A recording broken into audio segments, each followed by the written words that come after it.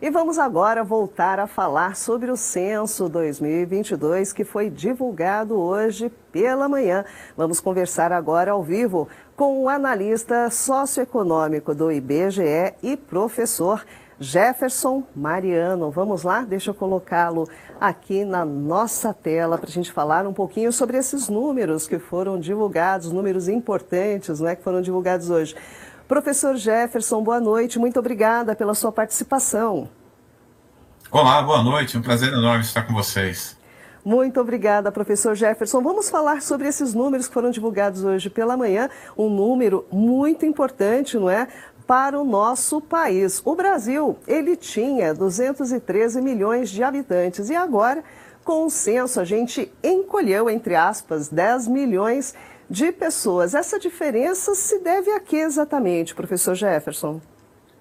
Bom, inicialmente, os dados que eram disponibilizados no site, com a totalização da população, eles diziam respeito a uma estimativa de população. Então, uma estimativa de população, um cálculo feito de modo indireto, que leva em consideração alguns aspectos, como taxa de mortalidade, natalidade, e a diferença entre a população entre os dois últimos censos, 2000 e 2010. Então, o que aconteceu?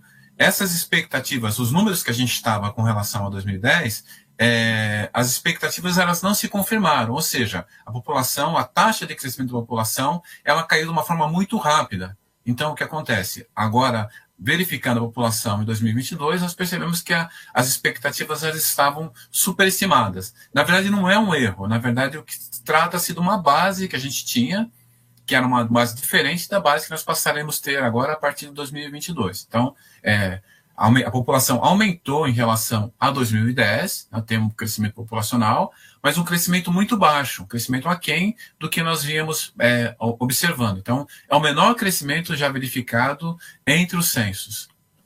Nós somos, então, 203 milhões, não é isso? Agora, por que a população do Brasil vem crescendo menos do que o esperado? É uma questão cultural ou algum outro motivo? Bom, é um conjunto de aspectos, né? A gente tem um fator que diz respeito ao processo de evolução das sociedades, que a gente já verificou em alguns outros países, na medida em que há um grau de modernização, aumento do poder aquisitivo, aumento no nível de condições de vida da população, há uma tendência de redução da taxa de crescimento da população. E esse dado a gente verificou nos últimos anos no Brasil. As outras pesquisas já vinham sinalizando esse quadro de redução no ritmo de expansão da população, em função da queda da taxa de fecundidade. Então, isso explica um pouco essa queda. E a gente também teve alguns outros fatores que foram verificados mais recentemente, por exemplo, a questão da pandemia. Então, isso também foi um elemento importante. Então, esse conjunto de fatores levou a esse decréscimo da população. Mas um dado a gente pode tirar como objetivo, que é, de fato, a redução da taxa de crescimento da população associada à redução no número das famílias. Então, esse dado, acontece, ele já pode ser verificado. Agora, nós sabemos, não é, da importância desse trabalho do IBGE, desse levantamento de dados, mas eu gostaria que o senhor, professor, reforçasse qual a importância do censo, não é, para a formação de políticas públicas no Brasil. Não, sem dúvida nenhuma, é um dado extremamente importante. É claro que havia uma expectativa de que saíssem mais informações, né? Então, o questionário do censo ele é gigantesco.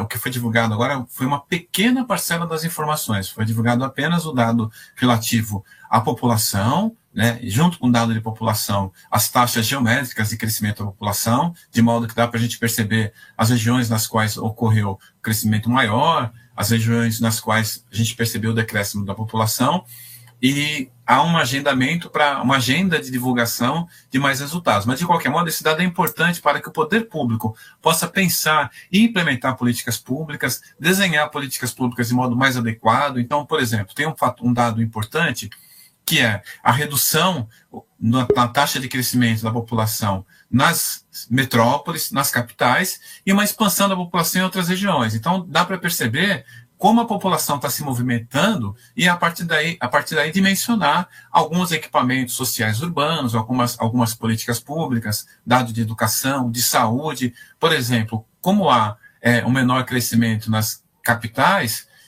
é possível que você desloque algumas políticas públicas para essas novas áreas que estão em crescimento populacional. Então, isso ajuda não só o poder público em âmbito federal, mas em âmbito subnacional, ou seja, dos estados e dos municípios. Lembrando que essa divulgação trouxe a população para todos os municípios do país, com a possibilidade de comparação com as séries anteriores. Então, realmente, é muito importante, e a gente volta a destacar o esforço do IBGE em levantar essas informações e a contribuição da população. A população brasileira abraçou a causa e a gente teve uma taxa bastante importante, bastante elevada de adesão ao censo, e isso foi realmente o que possibilitou que nós tivéssemos, na data de hoje, a divulgação desses resultados.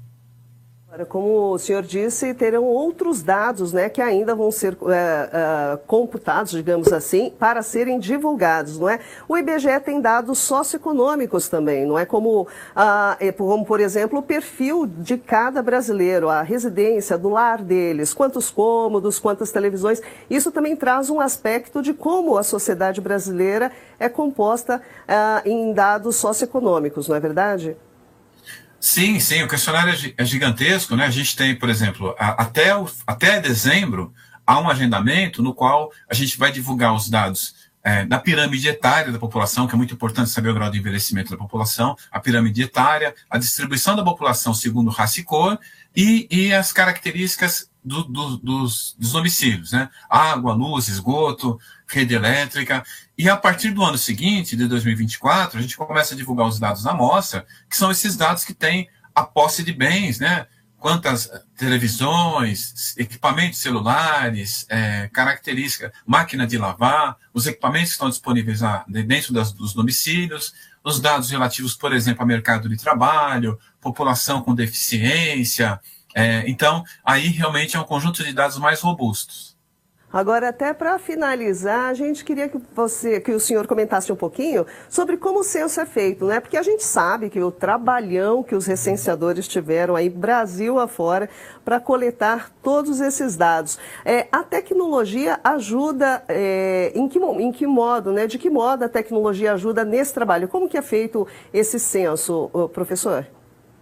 Ótimo, essa pergunta é muito importante, porque a gente tem um processo gradativo de incorporação de novas tecnologias, que já começou no censo de 2010. Então, em 2010, nós tivemos um salto bastante grande com a incorporação do questionário eletrônico. Então, antes de 2010, o questionário era no papel. Em 2010, o questionário eletrônico. Os pesquisadores passaram a visitar os domicílios, coletavam as informações e, em tempo real, essas informações eram transmitidas para a nossa base e aí a população era totalizada dia a dia. Então, essa tecnologia ela passou também a ser utilizada em 2022 com algumas outras implementações. Por exemplo, além do recenseador visitar o domicílio com questionário, a gente passou a ter a possibilidade de monitorar essa atividade, saber, por meio de GPS, por meio de informação de satélite, a movimentação do recenseador. Então, não só o recenseador visitava o domicílio, mas como a gente podia monitorar o caminho percorrido pelo recenseador, se teve algum tipo de dificuldade, e aí, em função do monitoramento dessas informações, ter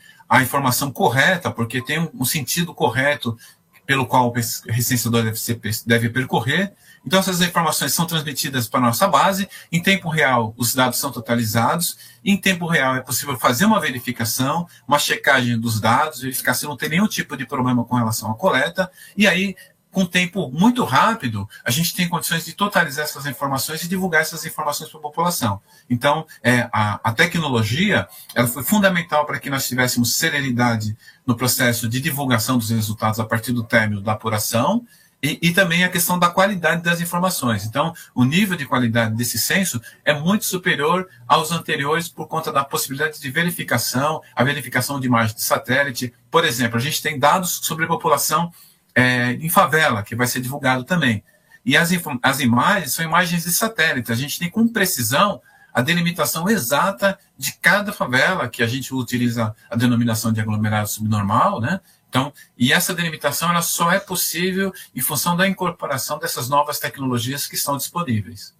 Muito interessante. Bom, professor Jefferson, agradeço muito a participação aqui na nossa edição com esses detalhes todos e parabéns pelo trabalho. Muitíssimo obrigada pelas informações. Nós agradecemos, é sempre um prazer. Muito obrigada. Boa noite. Boa noite.